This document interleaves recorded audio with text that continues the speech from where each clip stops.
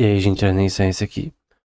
Hoje, aula 26 sobre o nosso curso de filosofia platônica. A gente vai finalmente para Górgias, depois de Timeus, que é um dos diálogos mais importantes. E o título que eu coloquei aqui é Todos somos iguais perante ou diante da lei, né? Uma pergunta. É uma pergunta com relação a natural law, né? Leis naturais. E nesse diálogo a gente vê bastante isso, né? Sobre questões morais e éticas na retórica, mas também questões associadas ao o tema de críticas, né? Se o direito é. Se a justiça é o direito do mais forte. O mais forte cria o que é certo e errado, ou existe um certo e errado que é pré-existente ao ser humano, né? Em Deus, por exemplo.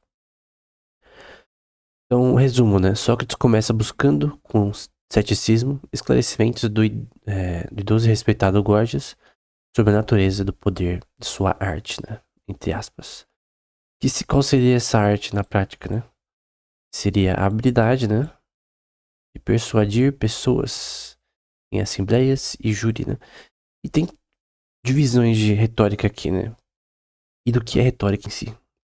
Se retórica é a arte de persuadir pessoas, depende do contexto dependendo do contexto, da forma que você está fazendo isso, você está fazendo de uma forma injusta, né? Então, por exemplo, se você usar seu talento em retórica para persuadir pessoas a cometerem crimes, né? Seria algo terrível, né? Então, obviamente, tem formas de você usar a arte da retórica, né? Como instrumento para o bem, para melhorar a vida das pessoas, para ensinar algo útil, por exemplo, aritmética, matemática, geometria, física, ou para fazer o que é errado. No caso, um advogado ele pode inocentar um homem que é culpado através da retórica. Então, enfim. Aí vai dizer também, Gorgias está preso numa contradição quando admite que o verdadeiro orador habilidoso deve conhecer os seus assuntos mais particulares. O certo e o errado, a justiça e a justiça no tribunal. É porque posteriormente vai ser mostrado, né, por Sócrates, né, principalmente com relação a Calídides, e a argumentação de que as pessoas podem fazer o que elas quiserem e vai ser justo isso e correto se elas permitirem que seja dessa forma, né, que a sociedade cria noção de justiça, né, vai ser a bala de prata que vai destruir o argumento de Calídides. Então, aqui vai ser dito aqui, por exemplo, ou melhor, Gorgias, por que você mesmo não nos diz qual é o seu ofício e, portanto, como devemos chamá-lo, né? Sócrates falando, né? É oratória, tes retóricas. Então, o ofício dele é ser um orador. Alguém fala em público. Então, devemos chamá-lo de orador? Retora, ara, cre, decalem. Então, é por isso que, dessa forma que você quer ser chamado? Ok, vamos então entender o que é essa tal de retórica, né? Ele vai dizer, considere a aritmética. Aritmética ou computação, que é cálculo, né? Não cálculo. Não pense em computação do ponto de vista moderno e cálculo do ponto de vista moderno também. Pois Leibniz e Newton, né? Pensa em você calcular coisas, né? Por exemplo, multiplicação, divisão, enfim. Então, logística ou geometria, né? Geométrica. Até mesmo damas e muitos outros ofícios, né? Que é damas mesmo, tá? O jogo.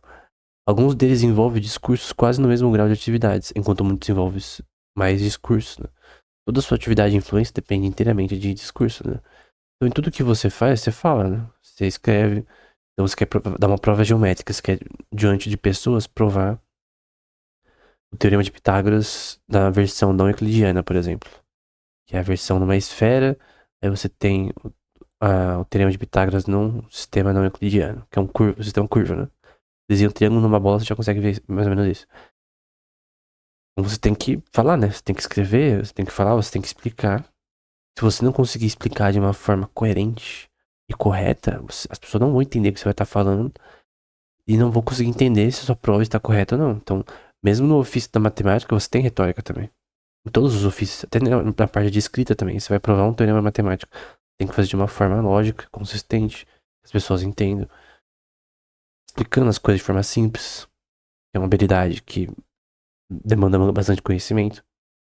Então, Gorgias vai dizer: aquilo que é de fato o bem maior, Sócrates, É a fonte da liberdade, eletérias, que a gente viu em outro diálogo, para a própria humanidade, né? Antropois. Ao mesmo tempo, para cada pessoa, a fonte do governo sobre, sobre os outros da sua própria cidade, né? Polei, de polis, né? E que é a raiz desse daqui, ó. É, por exemplo, se eu colocar a versão mais comum, aí vai ser polis. Refiro-me à minha capacidade de persuadir por meio de discursos, né? Se usar um, a sua habilidade como orador para persuadir alguém, por exemplo, no tribunal.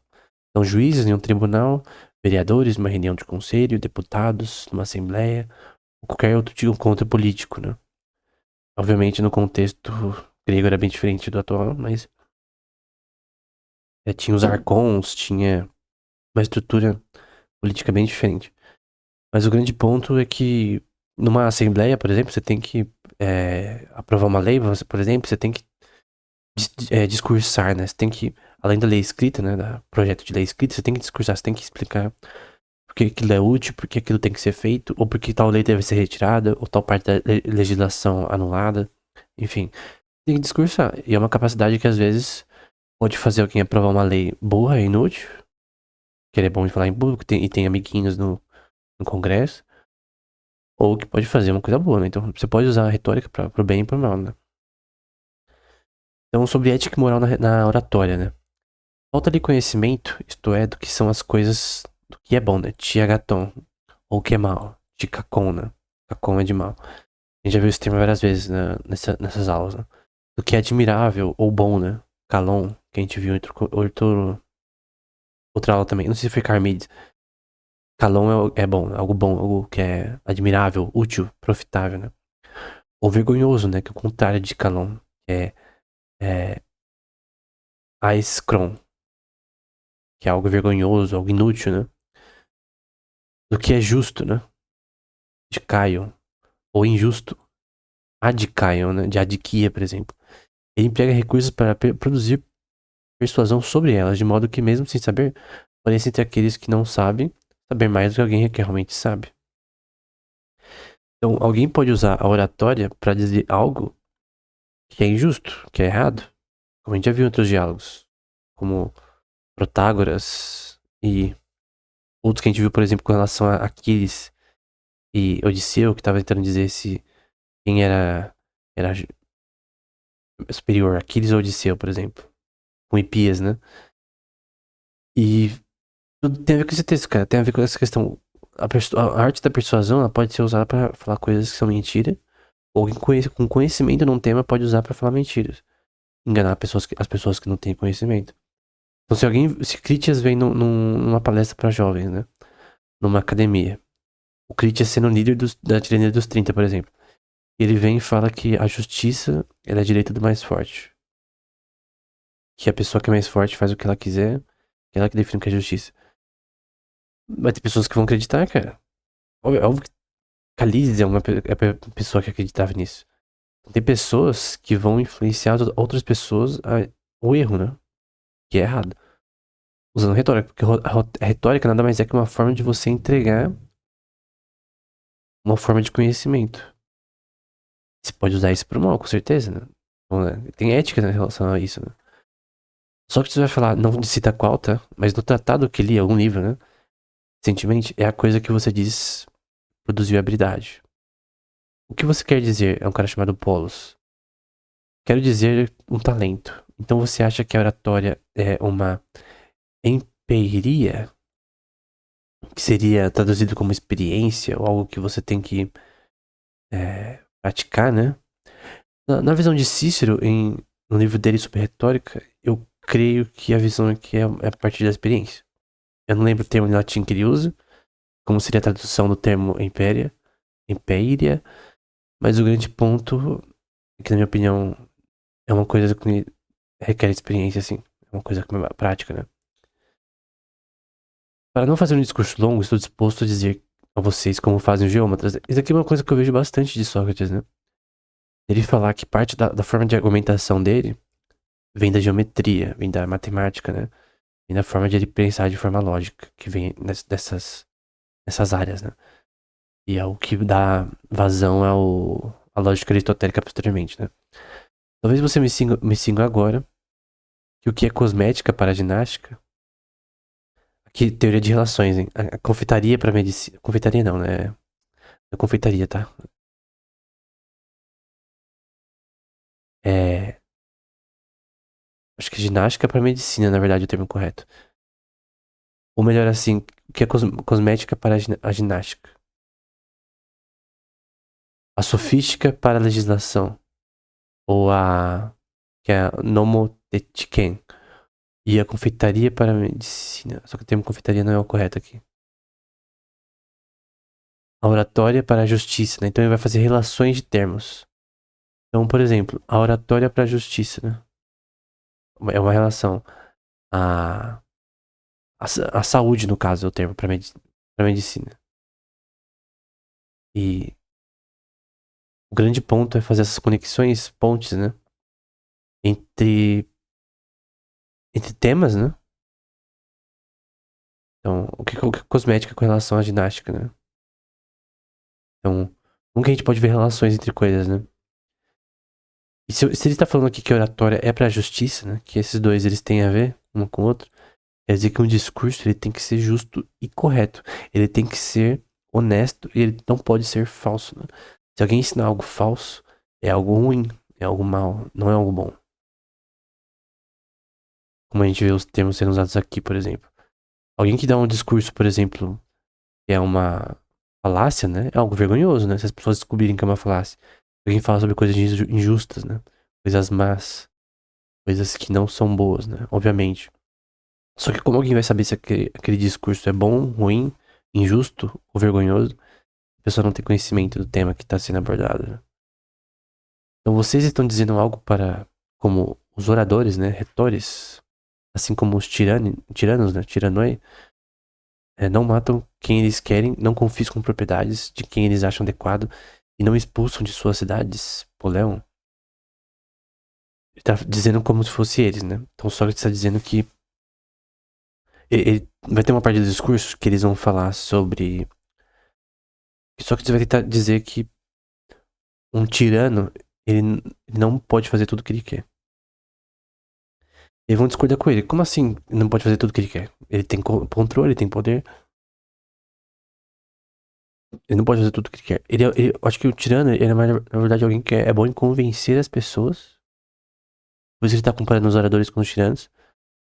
Em que ele não vai convencer as pessoas do que ele quer, mas ele vai tentar impelir as pessoas numa direção que ele deseja. Então, a arte de oratória, ela pode ser usada por um tirano, por um governador tirano que quer fazer o que ele quiser. Ele não pode fazer tudo o que ele quiser, mas ele vai tentar mover o povo a crer nele ao ponto de ser quase uma coisa. É ilógico o que ele tá fazendo, porque tá errado, é injusto o que o tirano tá fazendo, mas ele vai tentar subverter a mídia e a- as notícias, ou todo tipo de conversação ou liberdade de expressão para tentar ao máximo guiar o país da forma que ele quer. Mas ele não vai fazer tudo o que ele quer. O ponto de Sócrates, né? Que embora não é tão. Tem que ser visto no contexto, né? Só que eu creio que, dependendo do contexto, ele não pode fazer o que quiser mesmo. Então, o tirano, ele tem limites, né? Que ele mesmo tem que ter noção, senão ele vai ser derrubado na hora. Então, mesmo um tirano, ele tem que se impor limites pra ele não ser destruído tão rápido, né? Embora muitos extrapolam. Tem exemplos de tiranos, hoje em dia, né? Em alguns países que, Venezuela da vida, né? Que se safam continuamente, né? E fazem o que querem, praticamente. Mas não tudo o que querem. Não exaustivamente tudo o que querem, só se pensar um pouco. Por exemplo, o cara lá da Venezuela, né? O, lá no Maduro, lá, ele recentemente fez coisas nas eleições terríveis, né? Não aceitou resultado e tal. Mas mesmo assim, tem coisas que ele não pode fazer. Se você pensar um pouco, eu não vou falar aqui. Mas tem coisas que ele não pode fazer. Ele faz já coisas que são extremamente terríveis. Só que tem coisas, se você pensar um pouco, que ele não pode fazer. Senão, por exemplo, ele não pode atacar outro país. Então, se um tirano atacar outro país, ele vai receber uma retaliação global na hora. Então tem coisas que ele não consegue fazer. Eu acho que esse é o ponto de Sócrates, né? Essa refutação é inútil que diz respeito à verdade, pois às vezes pode acontecer de um indivíduo ser derrubado pelo falso testemunho. Ele está dizendo que no contexto do direito, né, se você tem uma retórica que é movida no contexto de uma audiência, numa assembleia ou num, num, numa questão legal em que você está fazendo uma defesa ou é, um ataque contra algum indivíduo, né, o juiz tem que determinar o que é falso e verdadeiro. Né? Se alguém está usando uma substância falsa, testemunhas falsas e tudo falso, então qual que é o sentido da lei existir? A lei serve para quem ser punido é a pessoa que faz algo que é injusto. E a substância do caso, né? A ossia do caso, ela tem que ser justa, né? A substância tem que ser justa.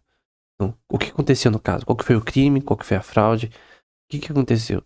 Se não for, então tem alguma coisa errada. Porque ninguém pode ser punido por algo que não fez, por exemplo. Vamos supor que alguém é incriminado injustamente. Você não pode dizer que o falso testemunho é algo que é mentira, ainda mais com a intenção de mentir, que isso é algo que é uma proposição verdadeira, né? É uma proposição falsa. Além disso, quase todos os atenienses estrangeiros ficarão do seu lado nas coisas que está dizendo, se forem testemunhas que você quer apresentar contra mim, para mostrar que o que eu digo não é verdade, né? Então, no sentido de que eles estavam tentando fazer argumentos apenas para falar que Sócrates está errado.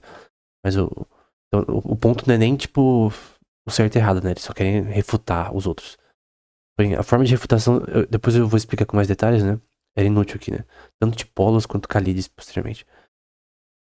Polos, eu não sou um dos políticos, né? Ano passado, eu fui eleito por um conselho por sorteio, né?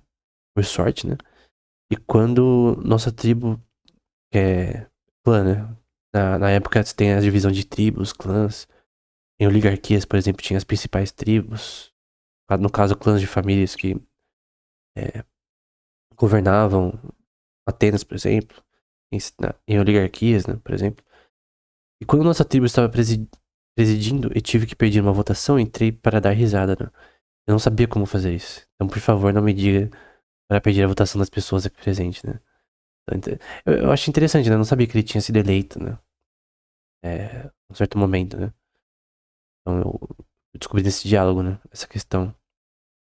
É, e tem uma parte que ele fala sobre como ele manja demais de política do que a maioria dos seus contemporâneos, né? Que ele sabe como isso funciona, entende? Enquanto outros não sabiam porque que eles falavam sobre o tema não eram. É, não estava. Não tinha bom senso, não era correto, né? E aí começa a parte que eu acho mais interessante. Você pode esquecer tudo que a gente viu anteriormente. Se você entender essa parte, já é o suficiente. Então, eu recomendo que você pegue pipoca, porque pega uma coca gelada, né? Porque esse cara, ele fala um monte de merda. O Calícles, né? Então vamos lá, em partes, né?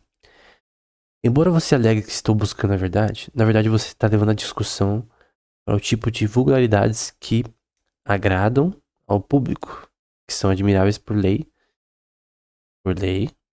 socialmente, nesse caso, e não pela natureza. Qual que é o argumento desse cara, do Calícles, né? Que o que Sócrates está dizendo ali não era natural, não era algo que era. Não normal é um termo, mas não era algo natural do ser humano, não era natural da sociedade. Então tem a divisão entre o que é social e o que é natural. Então, e estas, natureza e leis, são em grande parte opostas, né? Então tá falando que tem uma coisa chamada natureza, physin e nomos, né? Você tá separando physin e nomos.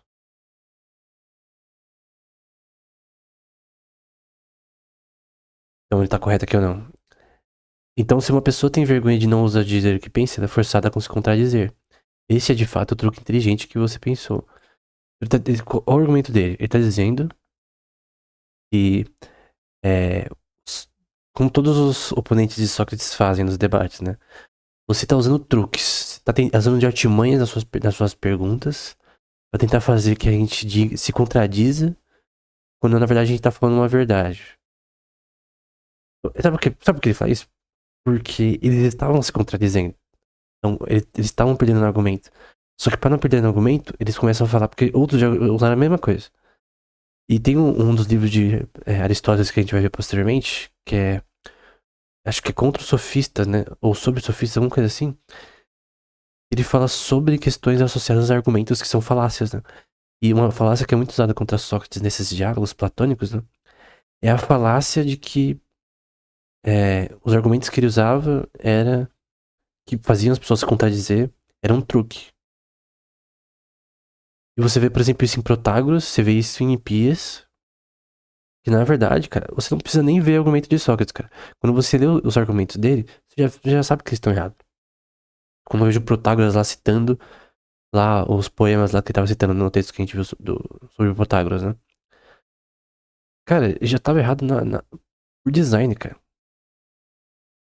Vendo só o argumento dele sozinho, tipo, qualquer um já conseguia destruir os argumentos dele. Do Hipias também com relação a que Odisseu era um babaca, né? E o Aquiles era uma pessoa santa e justa, né? Enfim, que a gente viu que não é bem assim. Então, vamos lá. Vamos por partes, né? Vai ser dito aqui, né? Que tipo de justiça de Caio, com o ômicron no final, Xerxes seguiu quando fez a campanha contra a Grécia, Helada. Ou seu pai quando fez campanha contra a Sítia, Ciro, por exemplo. Inúmeros outros exemplos semelhantes poderiam ser mencionados. Acredito que esses homens fazem essas coisas de acordo com que. Agora é o ponto principal. De acordo, Fizem. De acordo com a natureza. Cata segundo, Fizem, natureza. O que é justo de Caio, do que é de Caio, né? Então calma, vamos lá. Olha o argumento dele aqui. Ele tá dizendo que Ciro, ao fazer a campanha contra a Grécia, ou seu pai. Perdão, Ciro não, Xerxes. E a. Outro contra a Sítia. A gente tá falando sobre. A gente tem Ciro, Dário e Xerxes, né? São três. Então, cada um tem os seus elementos relevantes, né? Então, um contra o Império Medo... criando o Império Medo-Persa, destruindo a Babilônia. Outro com relação... Aqui o Xerxes com relação à Grécia. E outro com a Sítia. O grande ponto é se... Agora você tem que pensar, né, no caso. Você dominar outros povos, simplesmente pelo ato de você buscar riquezas, né? Você buscar expansão do seu império. Expansão geopolítica é algo justo? Pensa um pouco. Pensa e pausa o vídeo e tenta entender. Tenta pensar. Escreve sobre o tema no papel. Você acha que é justo? Mesmo naquela época, um país simplesmente invadir outros povos, pilhar, eliminar pessoas em massa pra cobrar tributo, né? Não por defesa, nem por uma questão política de defesa, poderia ser justo ou injusto. Aí depende do contexto. Mas é uma questão de fato, eles quererem mais poder. Você acha que é algo justo? É claro que não é justo, cara. Mesmo Cícero, fanboy de Roma, ele dizia que é injusto você não fazer uma guerra a não ser por defesa. Então, por defesa é outra coisa. Por questões políticas de expansão para defesa, vamos supor, você tem um outro outro bloco político se levantando e você quer estar no mesmo pé deles, senão você vai perder contra eles. Mas nesse caso, se você tem uma expansão simplesmente ganância, né? Que essa é a origem de todas as guerras, é algo injusto. E o Calícles está falando que é justo isso. Que eles estão justos em fazer isso aí. Dominar os povos quanto eles quiserem. Aí ele vai citar um poema aqui que diz: A lei, o rei de todos, dos mortais e dos deuses imortais, né? Em grego, nomos, lei, panton basileus thanaton, só que tá sem o alfa, né? Acho que é tinaton, não sei se é thanaton que pronuncia. Tem a ver com, aqui no caso, mortais. imortais Atanaton, né? Então, o rei de todos, Anton Basileios, dos mortais, Thanaton, e também Kaia E. O termo Kai significa E. Finge que eu desenhei o E aqui. Imortais, mortais. Tá falando que a lei ela é geral, né? Pra todos. A lei tem princípios divinos e eternos, né?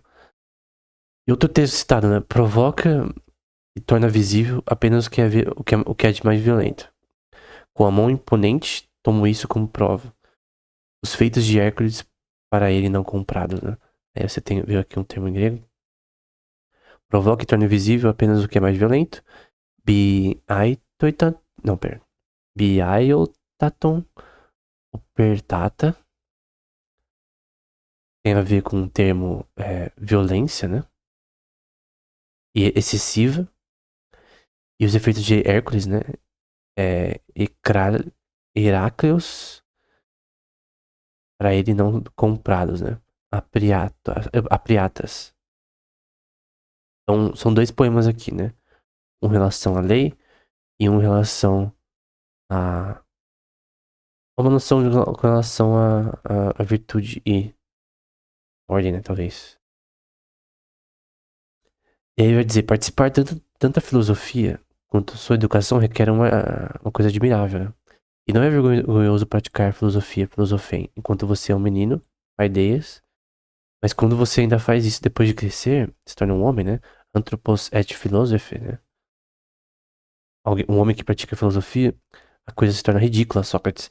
Então ele tá dizendo que alguém praticar filosofia na idade adulta, né? De alguém buscar mais sabedoria.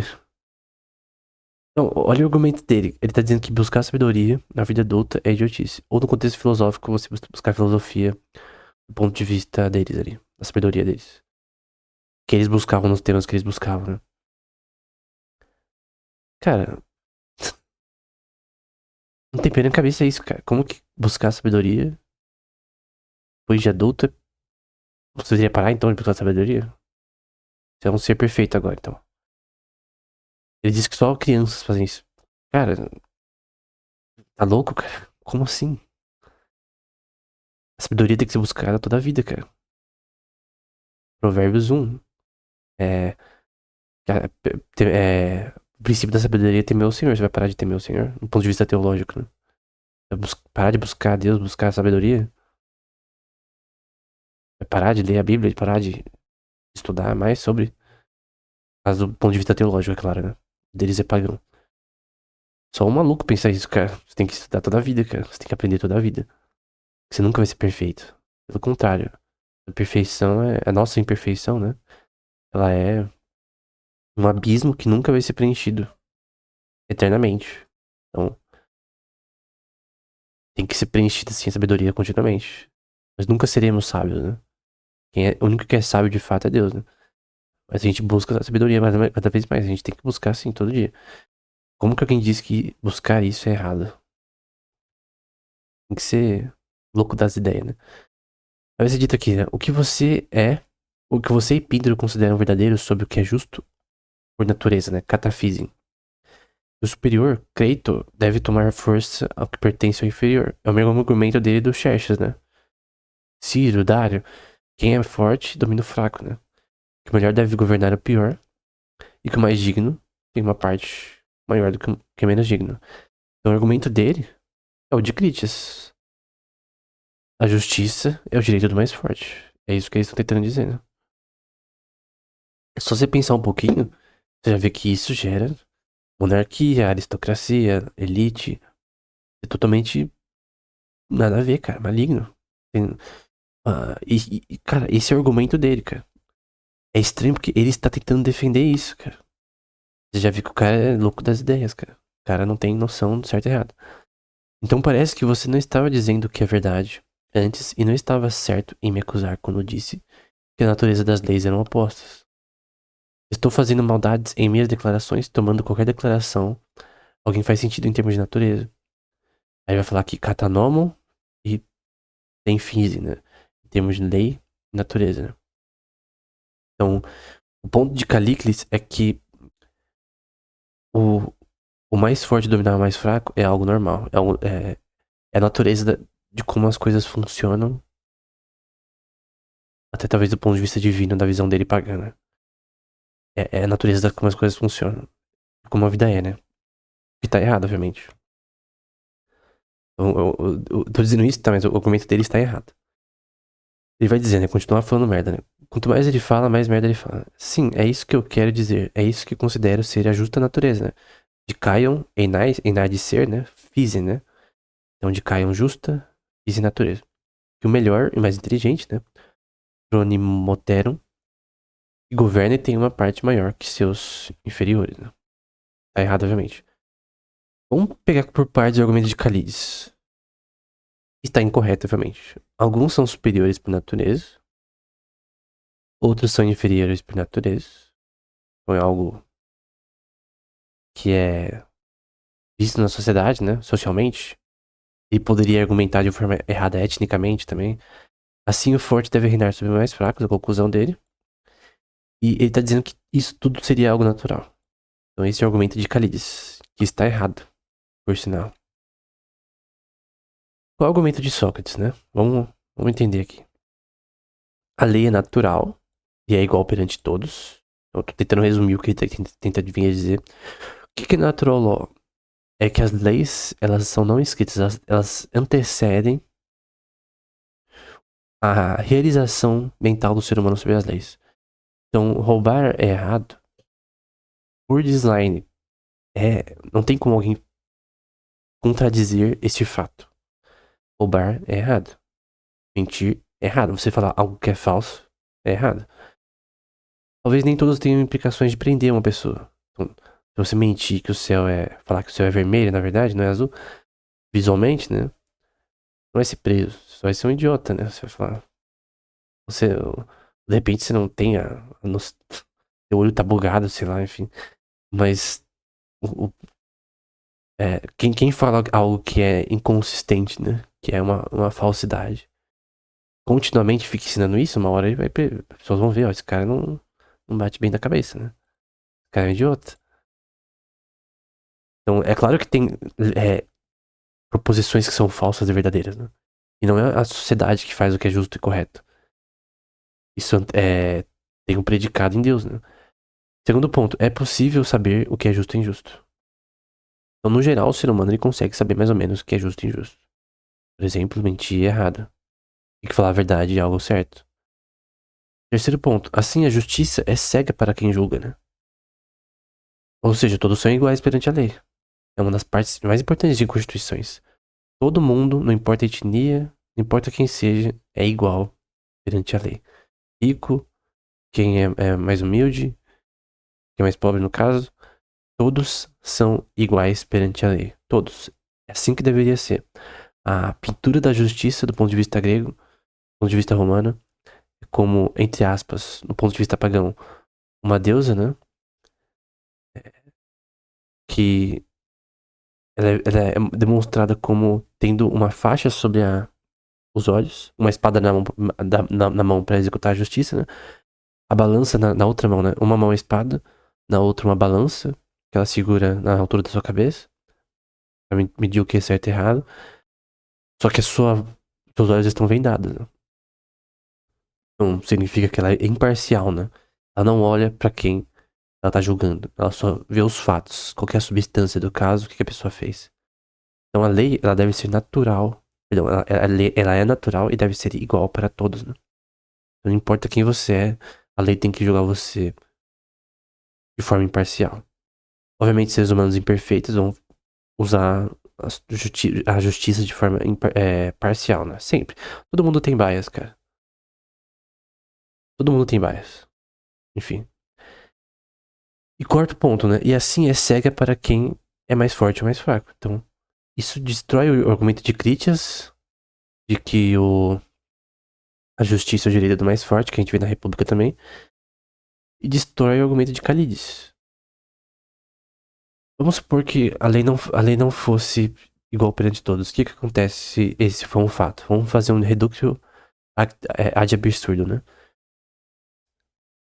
uma indução aqui. Vamos supor que esse aqui esteja errado, vamos supor. Tô tentando falar um absurdo pra provar como está certo. Vamos supor que a lei não é igual perante todos. O que significa? Que a lei ela é inconsistente. Ela é aplicada pra todos de forma incoerente. Então a gente tem uma contradição. Então vamos supor que X significa que a lei ela é consistente e X duplo diz que ela é inconsistente. No momento que essa parte aqui for verdade, então as leis são inúteis.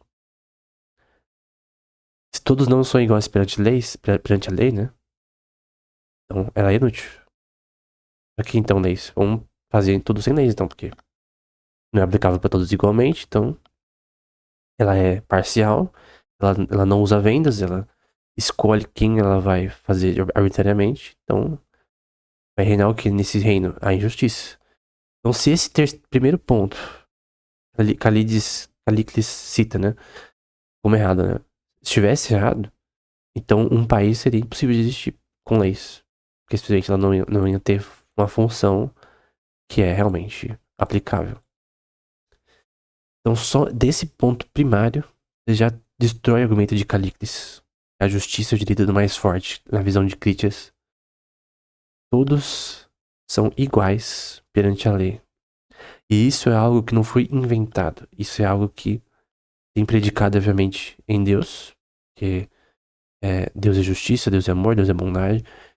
E tem predicado na nossa mente em relação ao bom senso, né? É óbvio que existem leis não escritas. Não precisa escrever certas coisas. Obviamente você tem que escrever no estado, você tem que escrever as leis bonitinho e tal. Mas tem coisas, cara, que estão erradas mesmo sem ter a lei, cara. Por exemplo, tem aquele negócio recentemente, das casas de apostas e tal, cara. Cara, mesmo sem as leis escritas com relação a esse tema especificamente, do ponto de vista moral, aquilo já tá errado, cara. Por design, isso é só você pensar um pouco.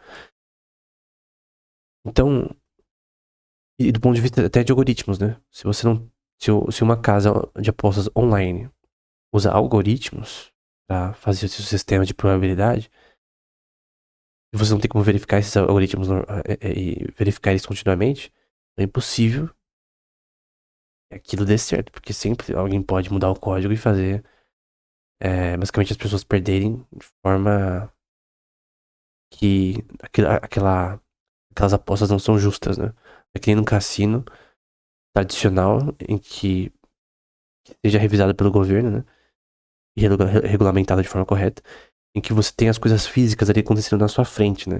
Então, as cartas lá no 21, no Blackjack, estão acontecendo na sua frente, cara. Alguma artimanha pode acontecer, mas você tá vendo com seus olhos. É diferente de algo que você não consegue ver. Na minha opinião, por design, não tem como aceitar apostas online do ponto de vista de cassino, né? Então você não precisa pensar muito, cara. É natural law. Por isso que a lei positivista é inútil, né? Seria uma lei que talvez eles poderiam vir a aceitar, né? No caso, tanto Critias quanto Calícles. E aí vai ser citado um poema, né? Mas quem sabe se Sócrates cita, né? Quem sabe se estar vivo é estar morto é estar vivo, né? Que é uma frase de Eurípides, né? Um poema, no caso, de Eurípides. Ele tem a versão em grego, né? Então, quem sabe, né? Quem tem o conhecimento de que Zoen, que é a vida, estar vivo, né? O Zoen não é estar, na verdade, morto, né? De Katitanein, tem a ver com o termo que eu lembro como Thanatos, né? É mais fácil de lembrar de cor. Tem a ver com morte, né? E aqui, ou que morte é estar vivo, né?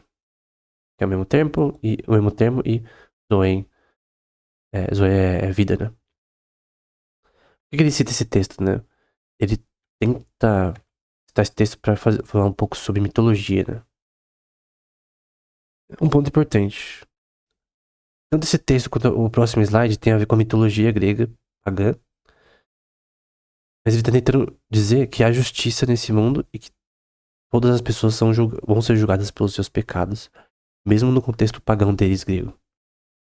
Então, pela razão humana, um ser divino, todo mundo seria punido pelos seus erros, né?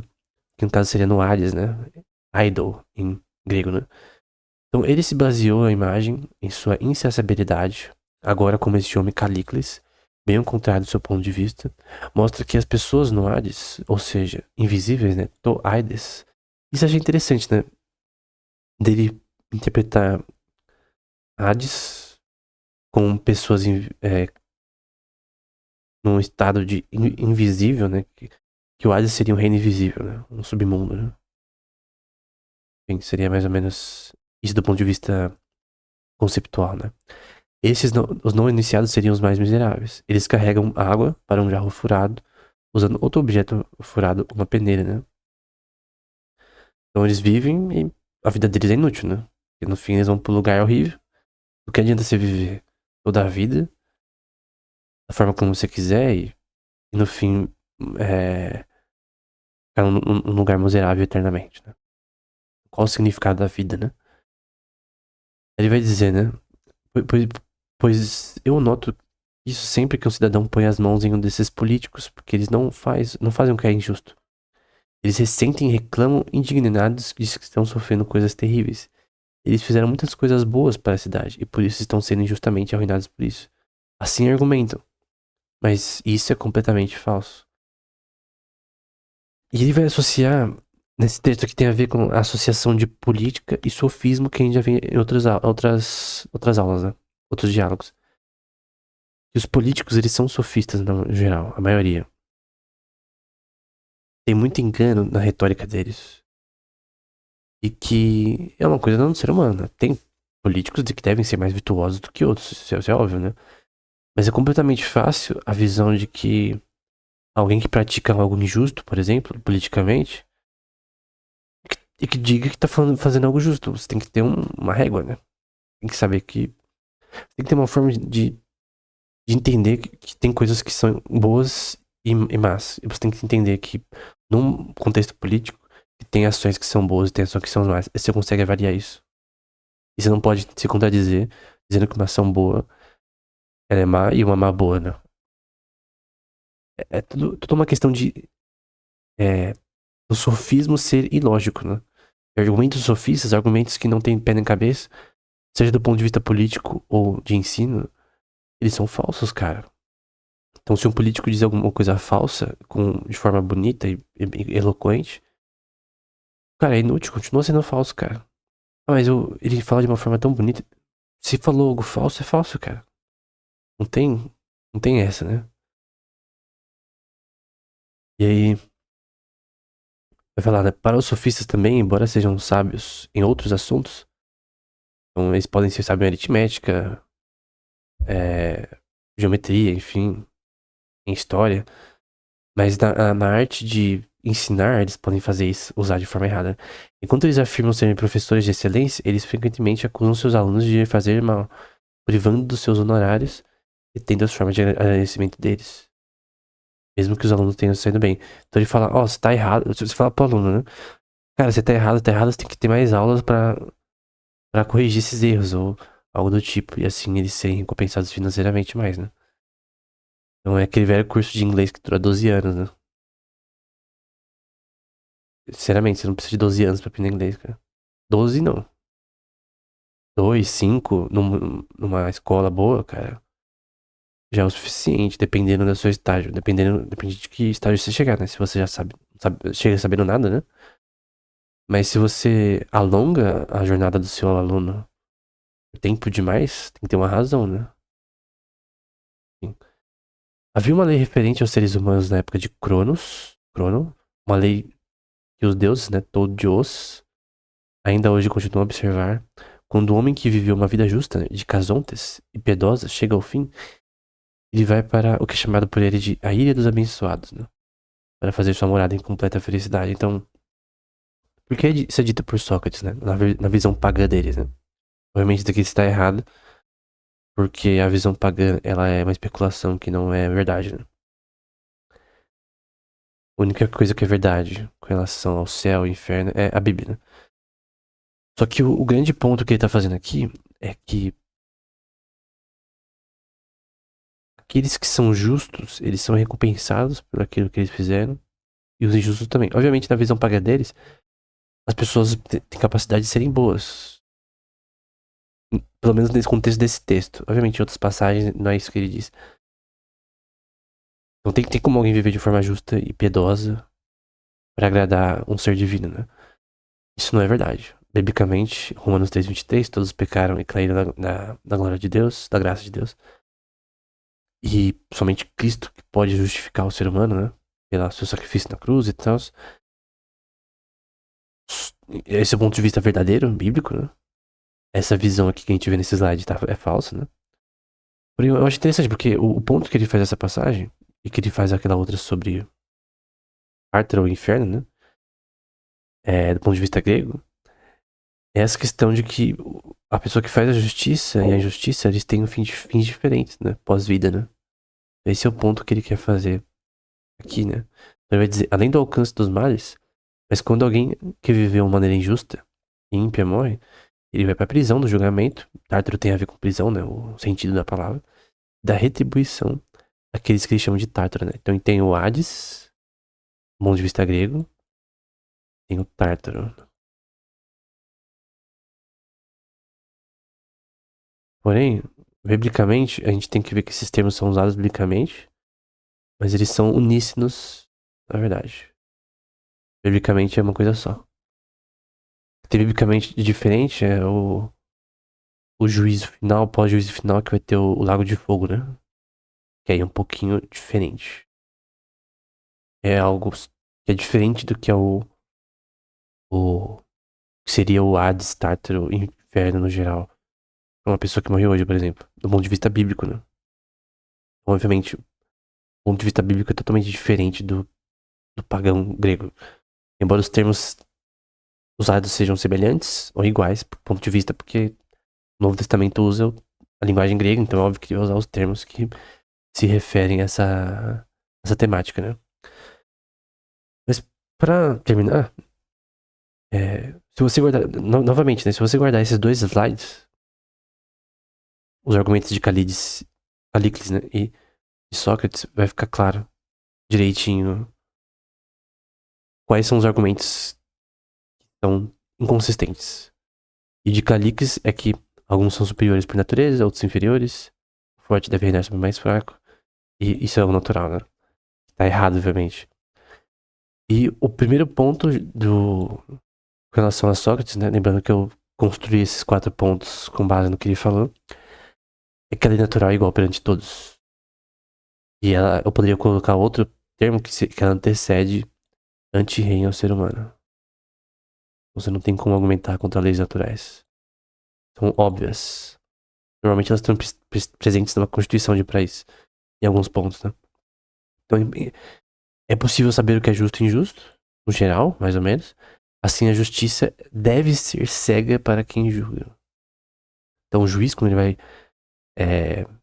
apresentar um veredito, ele tem que ser justo, ele tem que ser cego para ambas as partes. É possível um juiz ser cego totalmente? Não.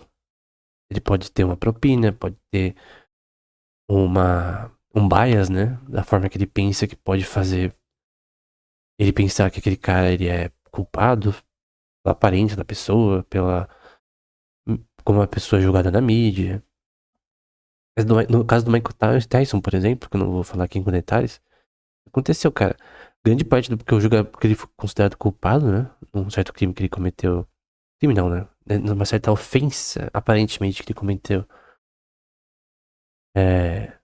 Com uma namorada que ele tinha, alguma coisa assim, que eu não vou citar exemplos. Tanto o júri quanto o juiz tinha bias, cara. Viam ele como a mídia representava ele. E isso pesou no seu julgamento, né? Sócrates também, cara, ele foi acusado injustamente. E o que as pessoas falavam dele, entre aspas, na mídia, socialmente, tiveram um grande peso no que o júri decidiu pra considerar ele culpado, né? Então posso dizer que no julgamento de Sócrates, cara, a justiça não foi cega pra ele, pelo contrário. Ela tava com olhos bem abertos, esbugalhados, e com a no caso, a estátua que segura o, os pesos, né? Vai representar igualdade na lei, né? Totalmente desproporcional, né? Enfim. Vou tentar desenhar aqui. Eu acho que é mais ou menos assim, né? Tem os pesos e você tem um peso totalmente desigual.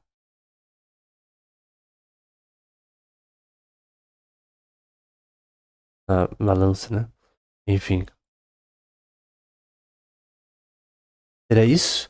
Então, o Gorgias trata principalmente sobre ética e moral na retórica.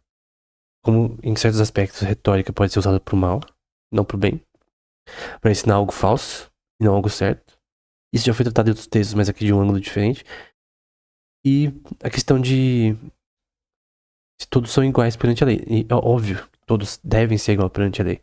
Mas isso não é algo que foi inventado recentemente. Isso é algo que, na verdade, todas as nações na história deveriam ter. Se alguma nação, ela considerava que alguns são superiores aos outros, ela está errada. Ah, mas cultura da época... Não, a gente tá falando sobre leis naturais. Leis naturais, elas antecedem tudo isso daí. Elas antecedem a civilização até, cara. Do ponto de vista predicado em Deus. Então, o certo e errado, ele é definido não pelo ser humano, mas por Deus. E também pela inteligência, porque ele deu o ser humano, o intelecto, né? Então, Romanos 2, né? O ser humano, ele sabe sim mentir errado. Por que ele mente, então? Todo mundo já mentiu na vida, né? Obviamente. Ninguém se faz de santo aqui, né? Mas por que o ser humano mente? Quando ele convém, né? Obviamente é errado mentir. O ser humano não deve mentir. Mas por quê? Às vezes por ignorância, o que mostra falta de conhecimento, ou alguém com conhecimento, com a intenção de fraudar alguém, enfim. Então, alguém que ensina sobre o mercado financeiro, mas que sabe sobre o tema, só que ensina de uma forma para ganhar mais dinheiro e que não vai beneficiar seus ouvintes, né? É um sofista. Então é óbvio que a justiça não é o direito do mais forte. Mas principalmente, a gente tem que entender que nunca a justiça vai ser o direito do mais forte. E nunca foi o direito do mais forte. O mais forte pode até tentar mudar o que é justiça. Ele pode até implementar a sua própria justiça. Mas sempre vai estar errado. Por isso que natural law, na minha opinião, é a única que funciona. Se você nega natural law, você nega isso daqui. Você nega toda a lei, cara. Quem não crê em natural law, leis naturais, quem é positivista e coisa do tipo, cara, nunca seu sistema de filosofia de direito vai funcionar. Nunca. E isso tem implicações na sociedade muito grandes. Você vai ter um monte de lei imunda, inútil, injusta, que tá aí e na filosofia positivista funciona pra eles. Mas tá errado. Então nunca que em algum contexto você pode mudar as leis da sociedade do ponto de vista mais basilar. Então as leis são naturais e não são definidas pela sociedade, pela cultura atual. Elas são anti-rem. Elas são predicadas em Deus. E se você faz o mal, agora do ponto de vista bíblico que é a verdade, né? Com certeza tem um julgamento no fim. Apocalipse 20 pra frente. A todos aqueles que fazem o mal, né? Embora todos aqueles que são salvos pela graça. E não por mérito, né? Mas enfim, é isso. Até o próximo episódio.